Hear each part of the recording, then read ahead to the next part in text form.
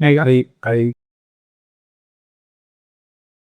didn't take basic अपना brief में introduction दीजिए और अपना एजुकेशनल बैकग्राउंड के बारे में बताइए। मैंने अपनी प्रारंभिक शिक्षा जवाहर नवोदय विद्यालय से पूर्ण की। उसके पश्चात मैंने अपना engineering electrical engineering Raipur Patiala technical university से 2023 में कंप्लीट की।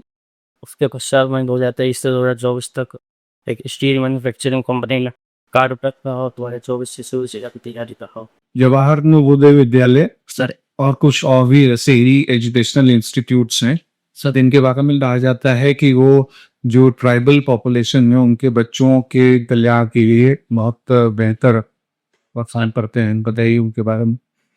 सर सरकार ने एक EMRS model school Eklavya model school की योजना स्टार्ट की है जो ट्राइबल बच्चे ने ऑक्सिलरी अर्ली एजुकेशन देने का।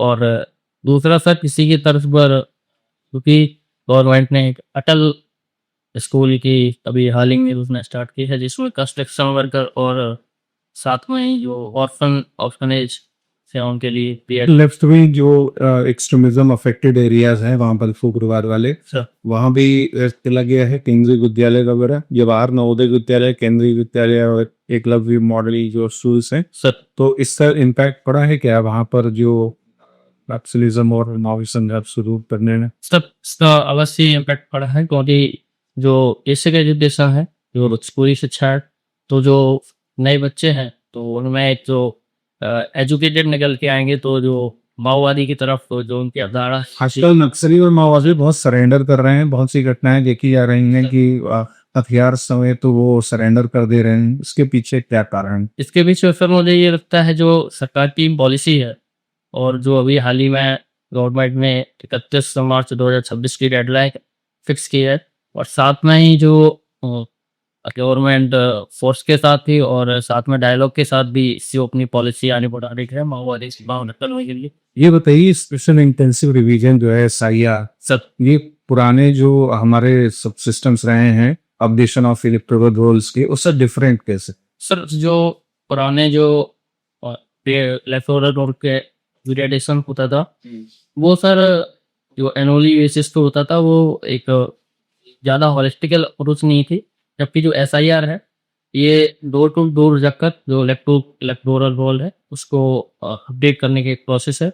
और जबकि जो पहले का था वो सर अभी जो SIR है इससे पहले कब SIR किया गया हुआ था क्या? सर इसके पहले जहाँ तक मुझे याद आ रहा है सब 2004 के 4 में सब पूरा श्योर होने लगे 2004 सर। SIR के 3 लाभ बताइए, क्यों करा रही है सरकार SIR? सर पहला लाभ ये है सर कि जो इलेक्टोरल रोल है जो डेथ हो गई है या जो कभी किसी की समस्या है तो और जो शिफ्टिंग की समस्या है तो उससे वो इलेक्टोरल रोल जो है वो अपग्रेड हो जाएगा।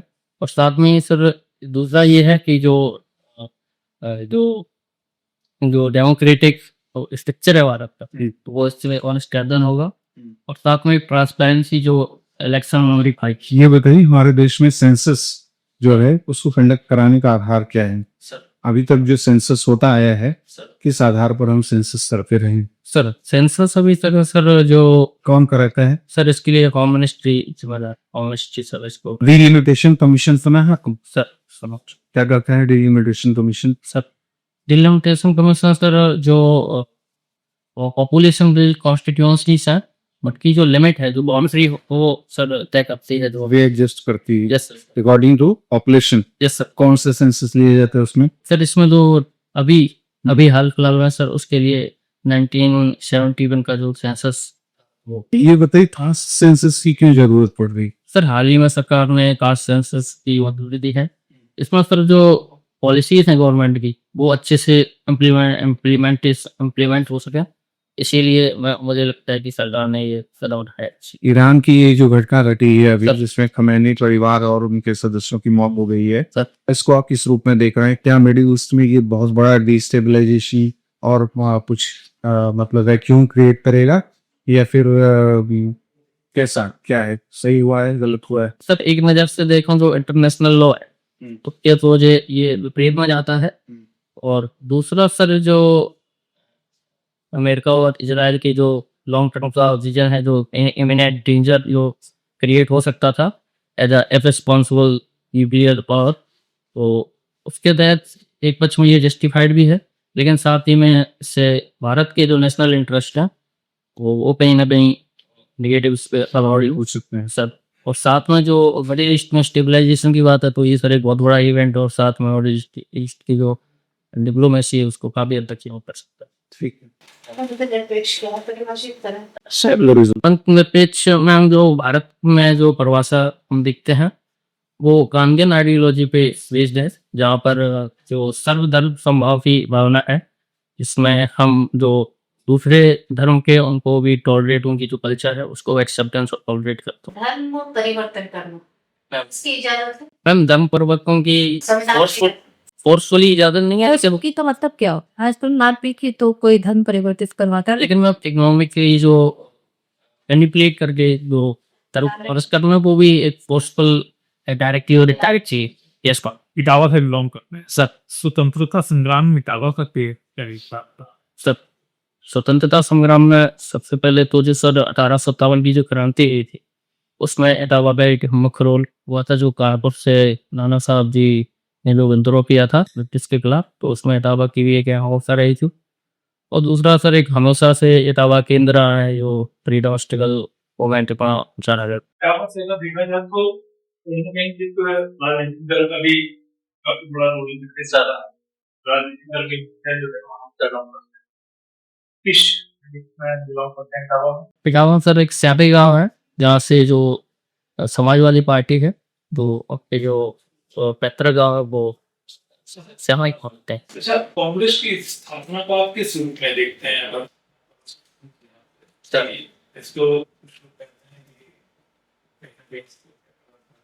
जैसे शुरुआत में सर इंडियन नेशनल कांग्रेस की जो स्थापना है उसमें जो भारतीय राष्ट्रीयता है, उसको एक नई राह दिख रही थी, एक यूनिटी आई थी उससे, जो 1857 की क्रांति में जैसे पॉकेट्स में जो नेशनलिज्म निकल के आया था, तो वो जो यूनाइटेड वो नेशनल कांग्रेस की स्थापना से वो उसने एक जो फ्रीडम स्ट्रगल है उसको एक नई राह दिखाई सर। जैसा कि आपने मेंशन कर रखा है कि पिताजी फार्मर है सर फसल चक्र क्या होता है? क्रॉप रोटेशन सर जो एक निश्चित ईयर में किसी भी खेत में एक जितने भी एक या उससे अधिक फसल जो उगाई जाती है दोस्तों सब क्या करना रहता है?